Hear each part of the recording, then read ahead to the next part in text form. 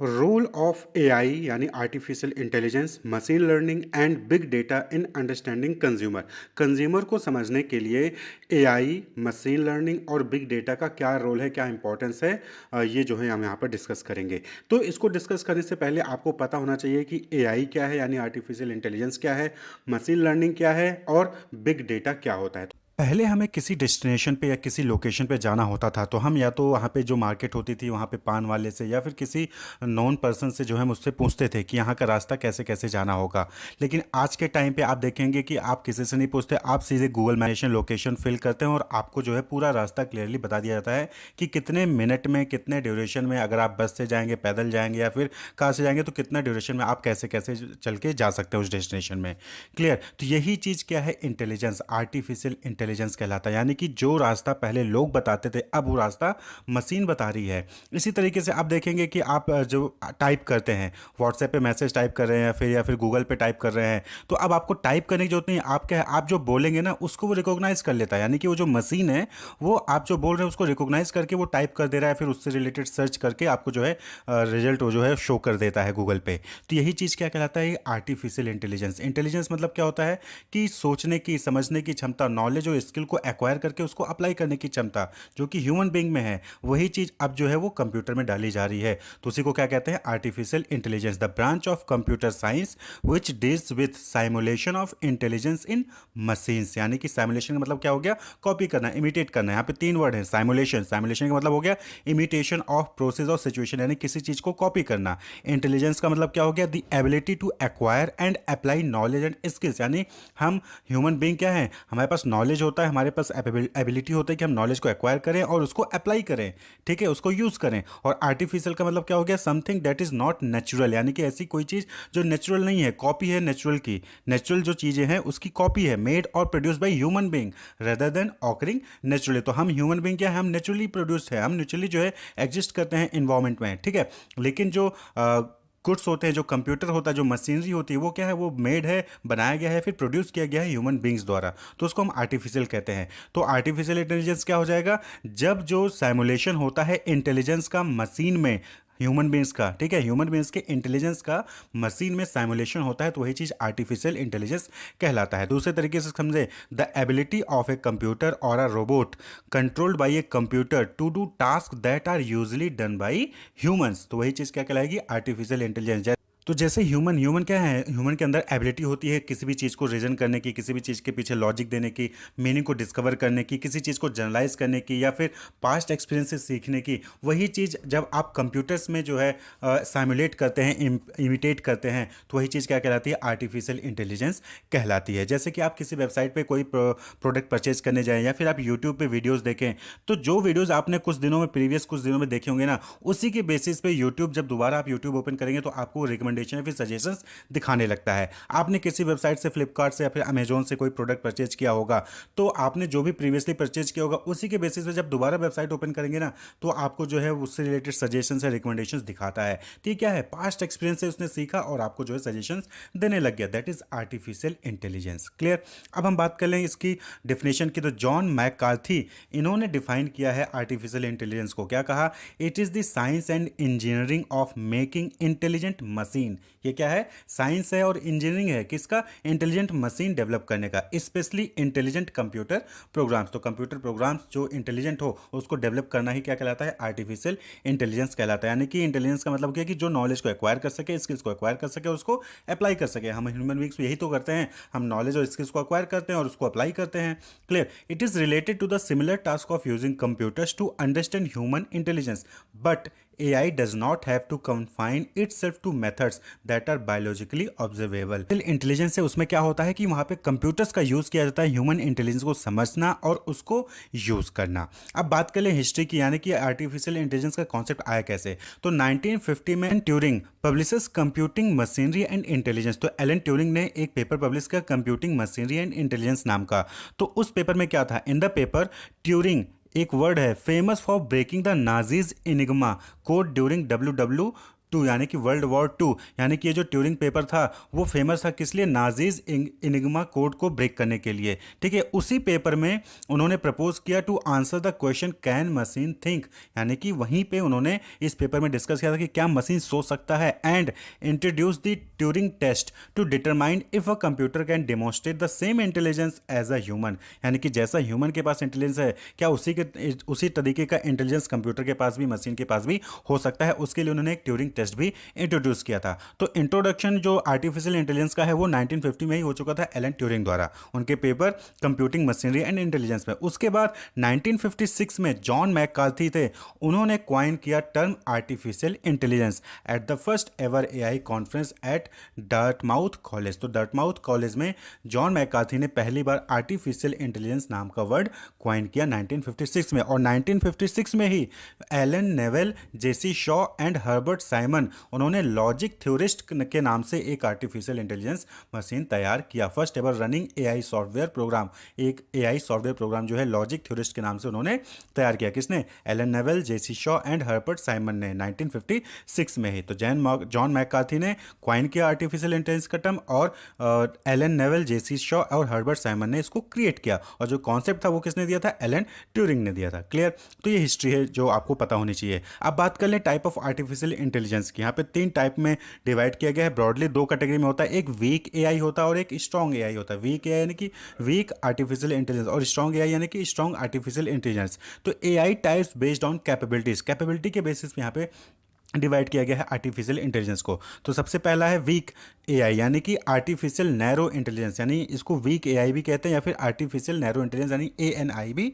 कहा जाता है। तो ये किस लिए है? Design to perform a single task और a set of related activities, यानी कि ये सिंगल टास्क को परफॉर्म करने के लिए और रिलेटेड एक्टिविटीज को परफॉर्म करने के लिए डिजाइन किया गया है। जैसे कि आप देखते होंगे analysing image, searching through large chunks of information to find some insight, speech recognition, providing recommendation, ये जो है ये क्या है? ये आर्टिफिशियल नैरो इंटेलिजेंस है। Almost all AI system as of today can be classified under this type, यानी कि जितने भी एआई सिस्टम हम यूज कर रहे हैं आज के टाइम पे वो सब आर्टिफिशियल नैरो इंटेलिजेंस के अंदर आते हैं। जैसे एप्पल का सिरी वर्चुअल असिस्टेंट हो गया, नेटफ्लिक्स वीडियो रिकमेंडेशन हो गया, ये सब क्या है? ये एएनआई के एग्जाम्पल हैं। जो ओके गूगल है वो क्या है? वो आर्टिफिशियल नैरो इंटेलिजेंस के एग्जाम्पल हैं। क्लियर? यहाँ पे क्या होता है? यहाँ पे सिंगल टास्क ही परफॉर्म कर रहे होते हैं या फिर रिलेटेड एक्टिविटीज को ही वो परफॉर्म कर रहे होते हैं, तो वो आर्टिफिशियल नैरो इंटेलिजेंस कहलाता है। वहीं पे जो दूसरा टाइप है that is artificial general intelligence यानी AGI. Clear? A level of AI that can perform intellectual and creative task with human like capabilities, यानी कि जैसे ह्यूमन लाइक कैपेबिलिटीज में होता है ना क्रिएटिव, कोई काम को क्रिएटिव तरीके से करने का, इंटेलेक्चुअल तरीके से करने का, तो उस लेवल का यहाँ पे जो है एआई डेवलप करने की बात हो रही है। तो it is suppose to make inform decisions based on previous experience and knowledge in related areas. तो यहाँ पे क्या है? इन्फॉर्म डिसीजंस जो है वो सपोज किया जा रहा है कि यहाँ पे बनाया जाएगा based on previous experience and knowledge in related areas, किसी भी पर्टिकुलर एरिया में जो भी नॉलेज है और जो भी प्रीवियस एक्सपीरियंस है उसके बेसिस पे इन्फॉर्म डिसीजन बनाने की यहाँ पे बात की जा रही है। Although there have been some attempts this type of AI has not been yet fully develop, यानी कि इस टाइप का अभी एआई डेवलप नहीं हुआ है। अभी जो भी एआईज आप यूज कर रहे हैं वो सब आर्टिफिशियल नैरो इंटेलिजेंस है, आर्टिफिशियल जनरल इंटेलिजेंस और तीसरा है आर्टिफिशियल सुपर इंटेलिजेंस, ये अभी जो है डेवलप नहीं हो पाए हैं। तो आर्टिफिशियल सुपर इंटेलिजेंस क्या हो गया? Meant to surpass human abilities in analytical thinking, creativity and performance of completing task, यानी किसी टास्क को कंप्लीट करने के लिए जो भी परफॉर्मेंस होती है, जो भी थिंकिंग है, जो भी क्रिएटिविटी है, उस वो ह्यूमन से भी ज़्यादा होगी उस मशीन में। ठीक है? तो उस टाइप की मशीन जो या एआई डेवलप करेंगे तो उसको क्या कहेंगे? आर्टिफिशियल सुपर इंटेलिजेंस कहेंगे। Still a long away for implementing this type of computer system.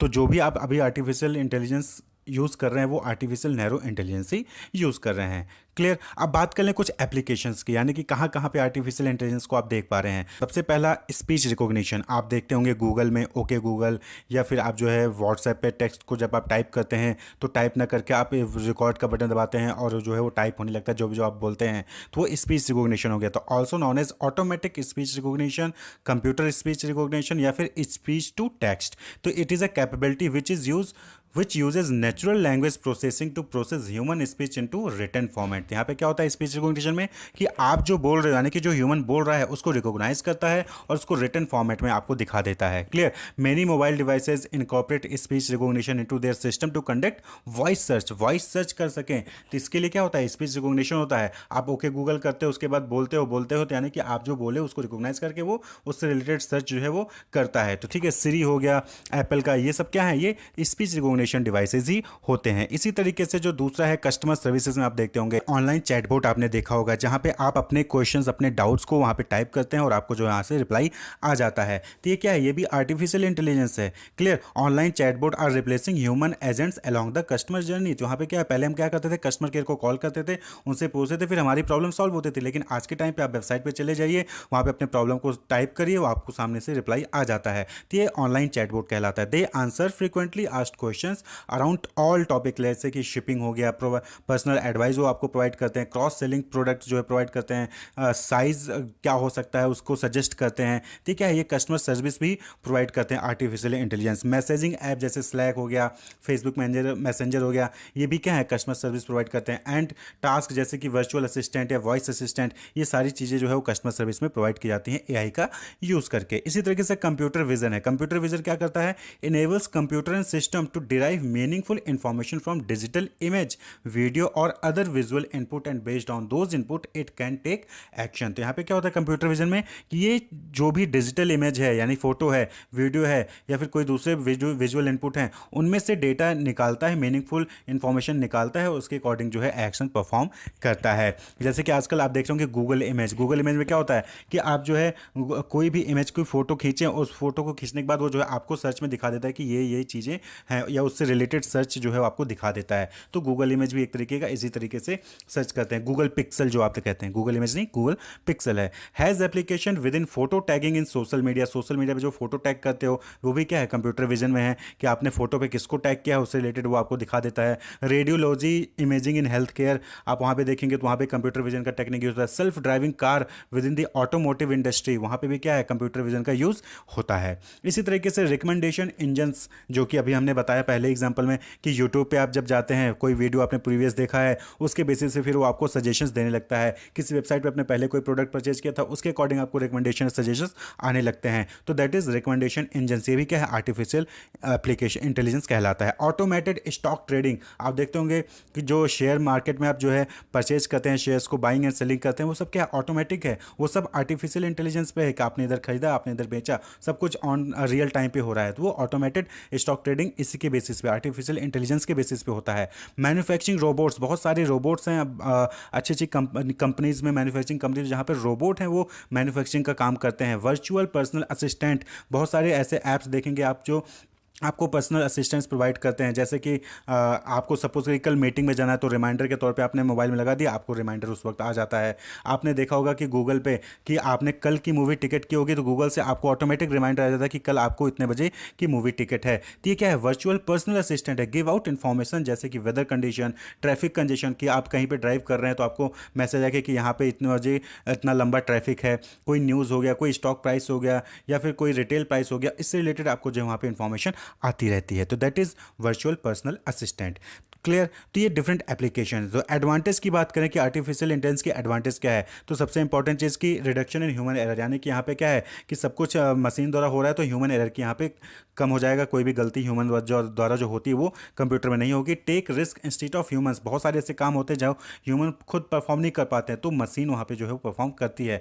Available 24/7 available होती है। आप बहुत सारे, आप 12 बजे रात को, 1 बजे रात को कोई बैंकिंग करना है, आप रात में कोई प्रोडक्ट परचेज करने जा रहे हैं किसी वेबसाइट पे, तो वहाँ पे आपको सारे सजेशन, सारे फैसिलिटीज़ आपको मिल जाते हैं। यूट्यूब पे वीडियो देखना है, रिकमेंडेशन, सजेशन, वो सारी चीज़ें आपको रात को भी दिखने को मिल जाती हैं। तो 24/7 जो है अवेलेबल होता है artificial intelligence. Helping in repetitive job, यानी कि जो रिपीटेटिव जॉब के होते हैं उनमें हेल्प करता है। फास्टर डिसीजन मेकिंग, यहाँ पे आप जो है कर सकते हैं एआई का यूज़ करके। और डेली एप्लीकेशन जैसे ओके गूगल सिरी, यानी कि बार बार आप टाइप करना नहीं चाहते तो ओके गूगल या सिरी में बोल दिया, आपको ऑप्शंस अवेलेबल हो जाते हैं। तो ये कुछ ना कुछ इसके एडवांटेज है। वहीं पे डिसएडवांटेज क्या है है कि हाई कॉस्ट ऑफ क्रिएशन, कि इनको बनाने के लिए, डेवलप करने के लिए कॉस्ट ज़्यादा लगती है, ह्यूमंस को ये लेजी कर रहे हैं, आलसी बना रहे हैं हम सभी को। वहीं पे अनएम्प्लॉयमेंट इसकी वजह से बढ़ रहा है। बट ऑब्वियस बात है कि जब ऑनलाइन चैटबॉट का आप यूज़ करोगे तो कस्टमर केयर की रिक्वायरमेंट ही नहीं पड़ेगी, तो अनएम्प्लॉयमेंट क्या होगा, बढ़ेगा। और इनके अंदर नो इमोशंस, आर्टिफिशियल इंटेलिजेंस में इमोशंस नहीं होते, क्यों? क्योंकि ये आर्टिफिशियल हैं, तो इन इमोशंस भी इनके अंदर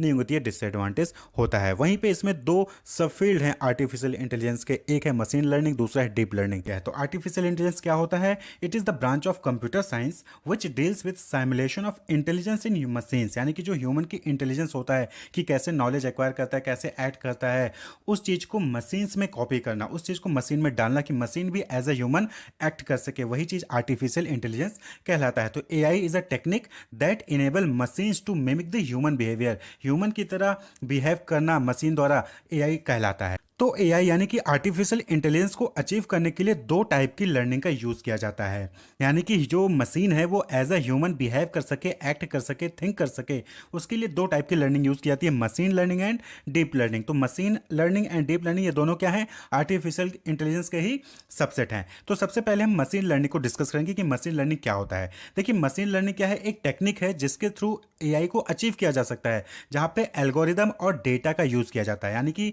ए branch of artificial intelligence and computer science which focus on the use of data and algorithm to imitate the way that human learn, यानी कि ह्यूमन कैसे सीखता है, कैसे लर्न करता है किसी चीज़ को, उस चीज़ को इमिटेट करने के लिए मशीन लर्निंग में डेटा और एल्गोरिदम का यूज़ किया जाता है। It gives computer the capability to learn without explicitly program, यानी कि बिना किसी प्रोग्रामिंग के यहाँ पे मशीन लर्निंग में क्या होता है, कंप्यूटर के पास कैपेबिलिटी आती है कि वो चीज़ों को लर्न कर सके। नॉर्मली पहले क्या होता था कि पहले हम कंप्यूटर में इनपुट देते थे और प्रोग्राम डालते थे, उसके बाद फिर हमें आउटपुट मिलता था। लेकिन यहाँ मशीन लर्निंग में क्या हो रहा है कि यहाँ पे जो है बिना किसी एक्सप्लिसिट प्रोग्राम के ही कंप्यूटर जो है वो लर्न कर सकता है चीज़ों को, ठीक है। It provide statistical tool to explore and analyse the data. तो मशीन लर्निंग में क्या होता है कि ये कंप्यूटर को स्टैटिस्टिकल टूल प्रोवाइड करता है जिसके थ्रू जो है वो डेटा को एक्सप्लोर करता है और एनालाइज करता है। तो ये जो मशीन लर्निंग टर्म है इसको क्वाइंट किया था आर्थर सैमुअल ने, क्लियर। तो ये टर्म किसने किया था क्वाइंट? आर्थर सैमुअल ने। तो मशीन लर्निंग जो है तीन टाइप का होता है,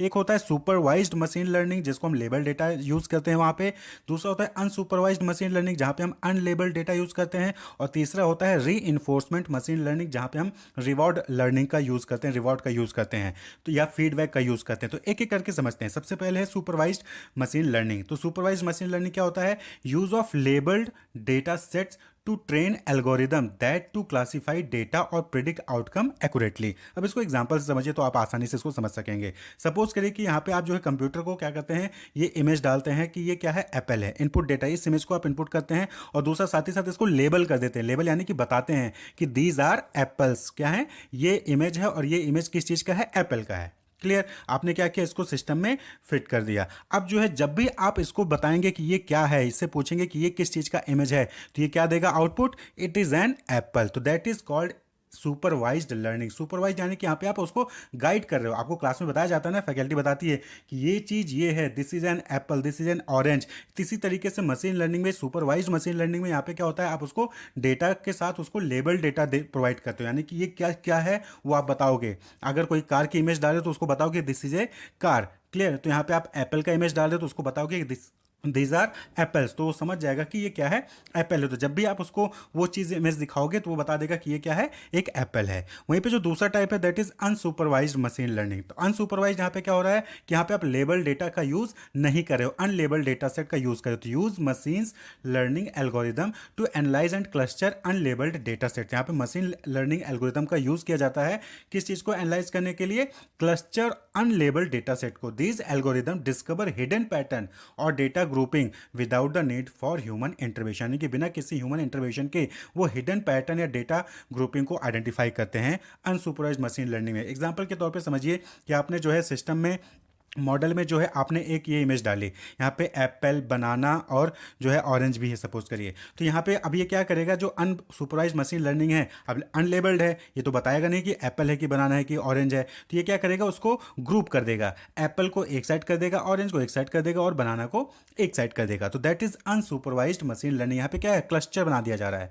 क्या किया जा रहा है, क्लस्टर कर दिया जा रहा है। दूसरा एग्जाम्पल आप इसको समझेंगे कि बहुत सारे आपने बर्ड्स और एनिमल्स का यूज़ करके आपने जो है वहाँ पे नो लेबल लेबल, कोई भी लेबल नहीं दिया, सिर्फ उनकी इमेज जो है डाल दी है डेटा सेट में। क्लियर, डेटा में आपने क्या डाल दिया है ये डेटा। अब जो है वो क्या करेगा, वो जो है क्लस्टर बना देगा, बर्ड्स को एक साइड कर देगा, जो फिश हैं उनको दूसरे साइड कर देगा, और जो एनिमल्स हैं जैसे कैट हो गया, डॉग हो गया, उनको दूसरी साइड सेग्रीगेट कर देगा। तो that is unsupervised machine learning. Clear. वहीं पे तीसरा है reinforcement machine learning. Reinforcement machine learning क्या होता है, यहाँ पे a sequence of successful outcome will be reinforce to develop the best recommendation और policy for a given problem. यानी यहाँ पे क्या होता है कि यहाँ पे हम मिस्टेक से या फिर फीडबैक से सीखते हैं। यहाँ पे जो मशीन है वो आपके मिस्टेक से या फिर आपके फीडबैक से सीखेगा। फॉर एग्जाम्पल, आप इस एग्जाम्पल को समझिए। आप सपोज करें कि आपने क्वेश्चन पूछा, रिस्पॉन्स आया वहाँ से कि ये मैंगो है। क्लियर, आपने पूछा कि ये क्या है, तो ये क्या है, ये एक एप्पल है। लेकिन जो रिस्पांस आता है मशीन लर्निंग से या फिर एआई से, वो कहता है कि इट्स अ मैंगो,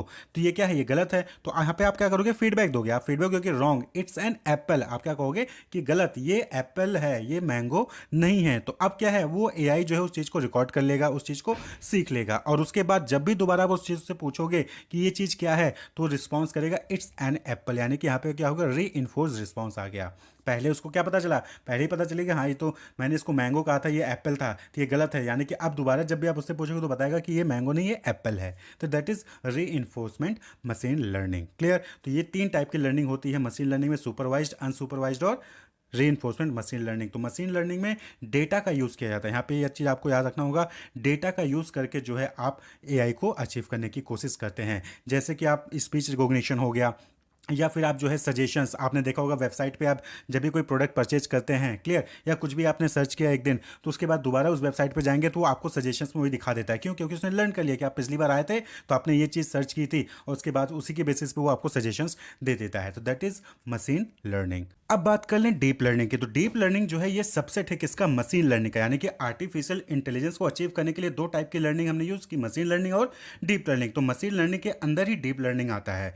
तो ये क्या है, ये अनस्ट्रक्चर्ड डेटा पे वर्क करता है। जो मशीन लैंग्वेज है, जो मशीन लर्निंग है, वो स्ट्रक्चर्ड डेटा वहाँ पे यूज़ किया जा रहा है, लेकिन डीप लर्निंग में अनस्ट्रक्चर्ड डेटा होता है। और ये जो है ना, ये ह्यूमन ब्रेन जैसे ह्यूमन ब्रेन काम नहीं करता, न्यूरॉन्स बहुत सारे होते हैं, न्यूरल नेटवर्क्स होते हैं हमारे माइंड में, और अलग अलग रिसेप्टर्स जो है वो सिग्नल्स भेजते हैं, उसके हिसाब से फिर वो आउटपुट देता है, उनको एनालाइज करता है, उसके बाद आपको आउटपुट देता है। तो उसी तरीके से डीप लर्निंग का भी कुछ कॉन्सेप्ट है। आपने मशीन लर्निंग देखी तो वहाँ पे क्या होता है कि वहाँ पे हम मॉडल को इनपुट देते हैं, साथ ही साथ सुपरवाइज किया जाता है, फीचर एक्सट्रैक्शन किया जाता है। यानी कि जो सुपरवाइजर होता है, जो ह्यूमन होता है, वो फीचर को एक्सट्रैक्ट करके वहाँ पे जो है फीड करता है। उसके बाद जो मशीन है वो क्लासीफाई करता है और उसको जो है आउटपुट आपको दे देता है।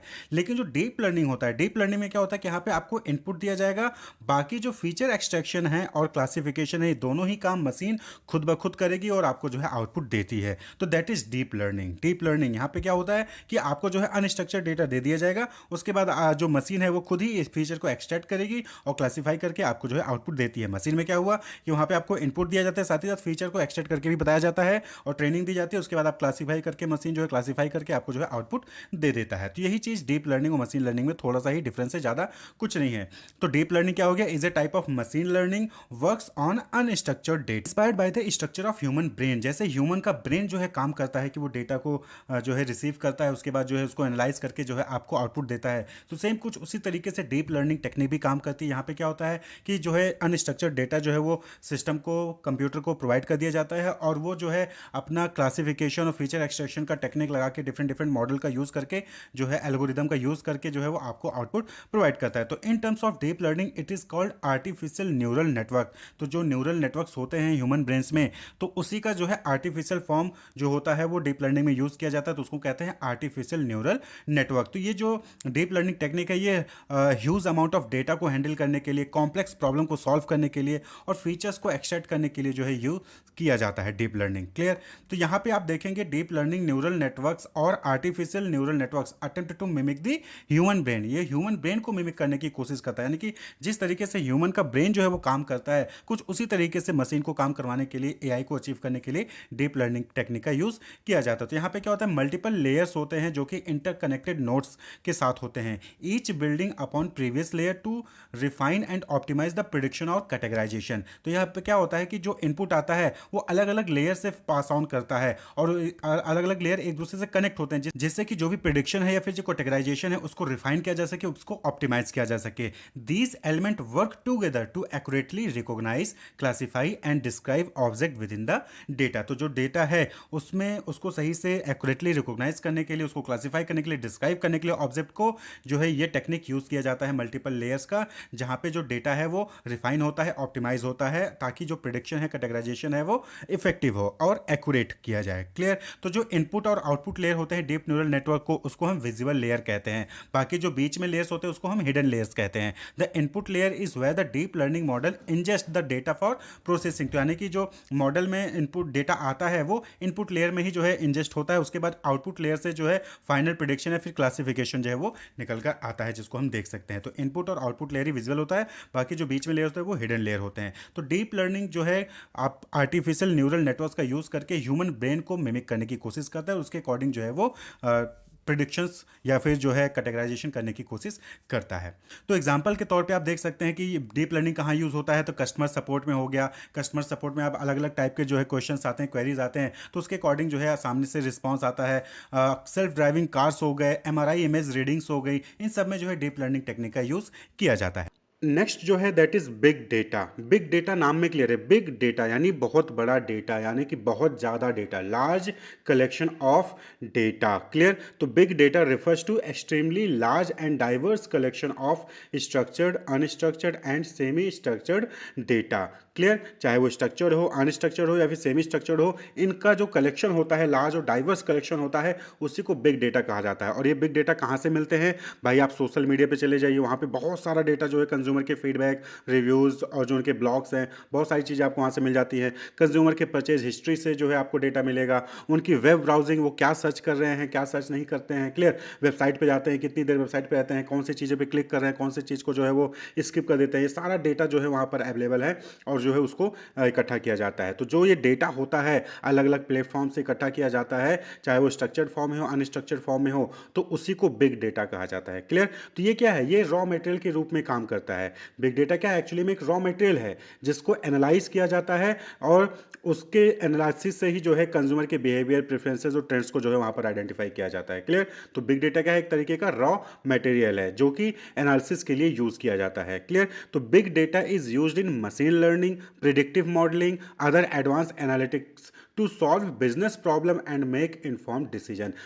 तो ये जो बिग डेटा है, यानी कि जो लार्ज और डाइवर्स कलेक्शन ऑफ डेटा है जो डिफरेंट प्लेटफॉर्म से कलेक्ट किया गया है, इसको जो है एनालाइज किया जाता है यूजिंग मशीन लर्निंग और एआई, और फिर जो भी फाइंडिंग्स आती हैं उसका इस्तेमाल जो है बिजनेस प्रॉब्लम को सॉल्व करने में होता है और कोई भी डिसीजन मेकिंग लेना है तो उसके लिए जो है वो किया जाता है, जैसे कि प्राइसिंग क्या करनी है, कब एडवर्टीजमेंट करना है, किस टाइप का मैसेज दिखाना है कस्टमर को। क्लियर? ये सारी चीज़ें जो है वो बिग डेटा के एनालिसिस पे डिपेंड करता है।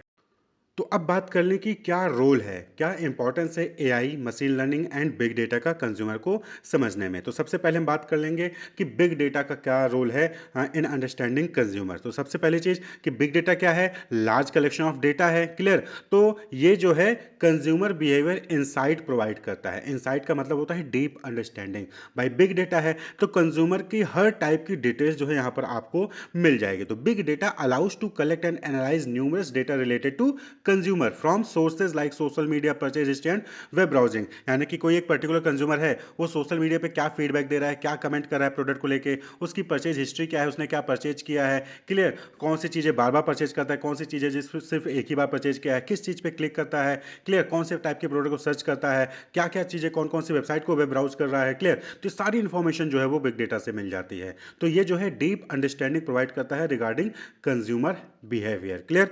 Provide the raw material for analysis covering consumer behaviour, preferences and trends. तो ये क्या है भाई? बिग डेटा है, लार्ज डेटा है, तो ये जो है रॉ मटेरियल के रूप में यूज किया जाता है और जिसपे फिर मशीन लर्निंग, एआई का इस्तेमाल करके जो है वहां पर डिफरेंट ट्रेंड्स, डिफरेंट प्रेफरेंसेस के बारे में, कंज्यूमर के बारे में पता लगाया जाता है। जो बिग डेटा है ये मार्केट फोरकास्टिंग में भी हेल्प करता है। भाई बिग डेटा के बेसिस पे आप आइडेंटिफाई कर सकते हो ना कि कंज्यूमर को क्या चाहिए, क्या चीजें बार बार परचेज करता है, तो फ्यूचर में वो कौन सी प्रोडक्ट की डिमांड कर सकता है, कितनी क्वांटिटी में डिमांड कर सकता है, वो सारी चीजें यहाँ पर आसानी से बिग डेटा का इस्तेमाल करके फोरकास्ट होता है।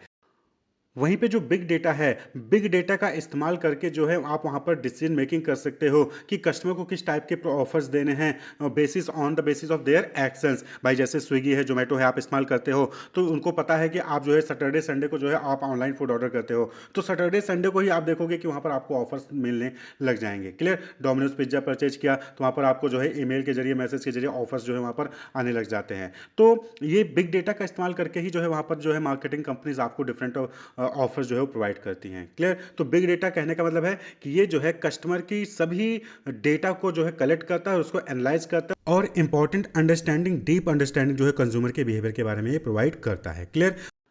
तो जो ये बिग डेटा है, यही एक्चुअली बेसिस है, इसी के बेसिस पे, इसी डेटा के बेसिस पे जो एआई है, जो मशीन लर्निंग है, वो अपना काम परफॉर्म करते हैं। क्लियर? तो कहीं ना कहीं तीनों क्या है, इंटरलिंक्ड हैं। क्लियर? तो अब बात कर लें कि एआई का क्या रोल है इन अंडरस्टैंडिंग कंज्यूमर।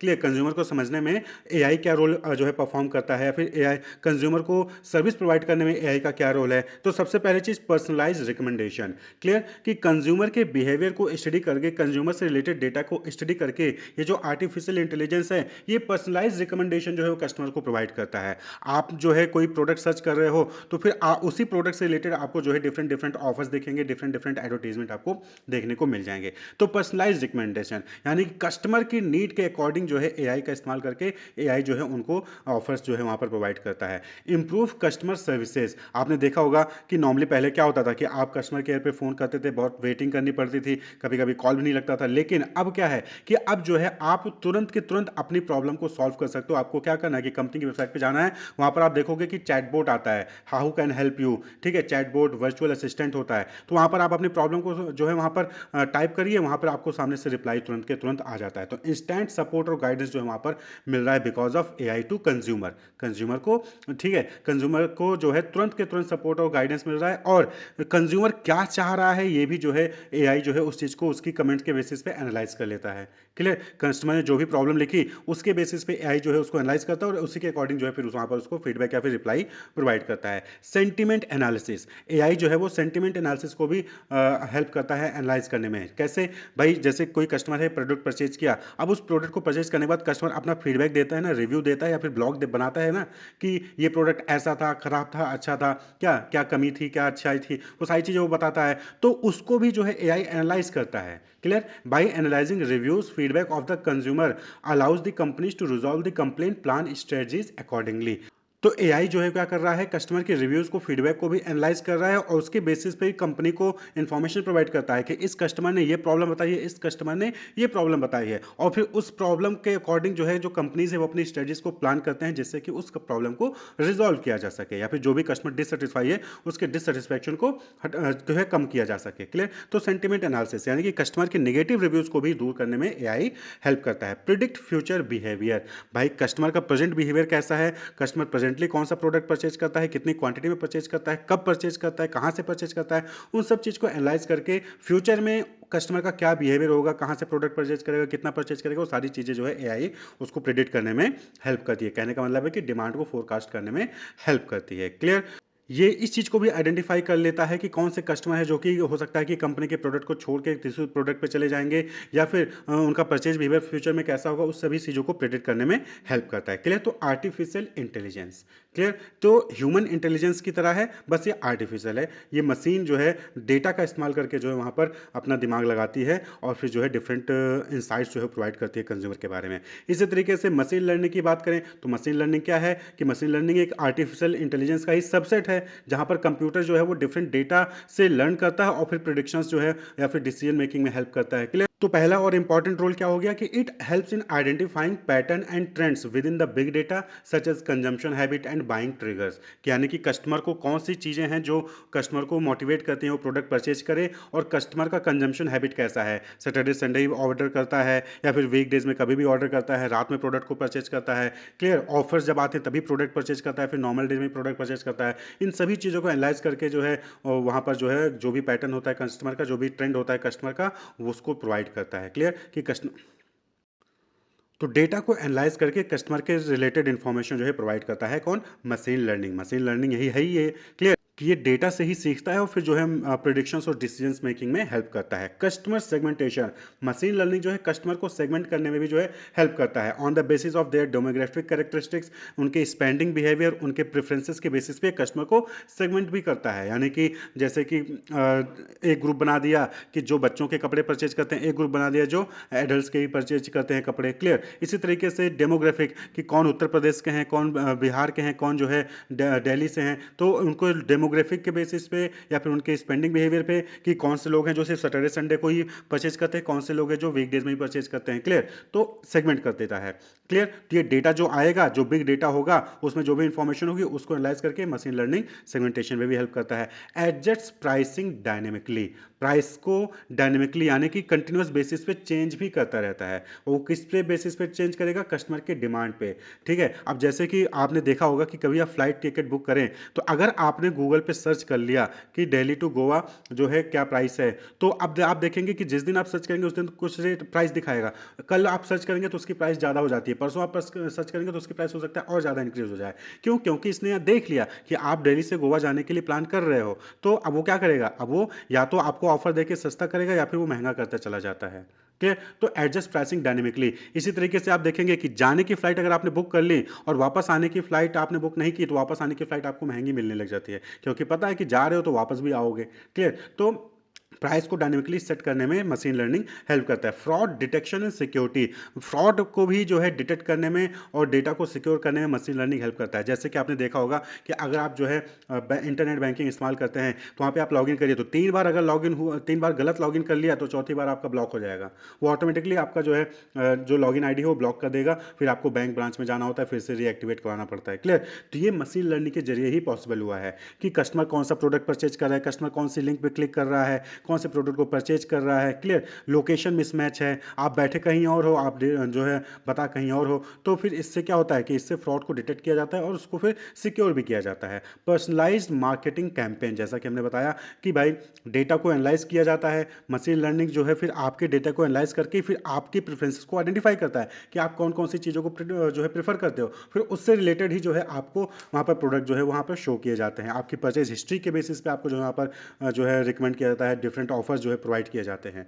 तो ये जो है डिफरेंट रोल्स हैं मशीन लर्निंग के, बिग डेटा के, एआई के। तो कहने का मतलब हम इसको समराइज करें तो बिग डेटा जो है वो प्रोवाइड करता है रॉ इन्फॉर्मेशन, क्लियर। कस्टमर से रिलेटेड इन्फॉर्मेशन जो है, रॉ इन्फॉर्मेशन जो है वो बिग डेटा प्रोवाइड करता है। मशीन लर्निंग एल्गोरिथम जो है वो डिफरेंट पैटर्न्स को, कस्टमर के परचेजिंग बिहेवियर को, इन सब चीज़ों को आइडेंटिफाई करता है। और फिर एआई जो है इन सभी इंसाइट्स को, इन सभी अंडरस्टैंडिंग को जो है इस्तेमाल करके डिफरेंट मार्केटिंग स्ट्रेटजीज को डेवलप करने में हेल्प करता है, कस्टमर को सर्विस प्रोवाइड करने में हेल्प करता है, प्रिडिक्टिव एनालिटिक्स जो है वो करता है कि फ्यूचर में डिमांड क्या हो सकता है, डिमांड को फोरकास्ट करता है, क्लियर। तो ये जो है इंपॉर्टेंट रोल है बिग डेटा, मशीन लर्निंग और एआई के कंज्यूमर को समझने में। कहने का मतलब है कि कंज्यूमर के रिलेटेड डेटा कलेक्ट किया जाता है, फिर कंज्यूमर के बाइंग बिहेवियर को, कंज्यूमर के प्रेफरेंस को, कंज्यूमर के परचेज बिहेवियर को, कंज्यूमर के जो प्रेफरेंसेज हैं उसको एनालाइज किया जाता है और उसी के बेसिस पे भी कस्टमर को जो है वहाँ पर जो है सर्विसेज प्रोवाइड की जाती हैं, कस्टमर को ऑफर्स जो है वहाँ पर प्रोवाइड किया जाता है। Wish you all the best, keep watching.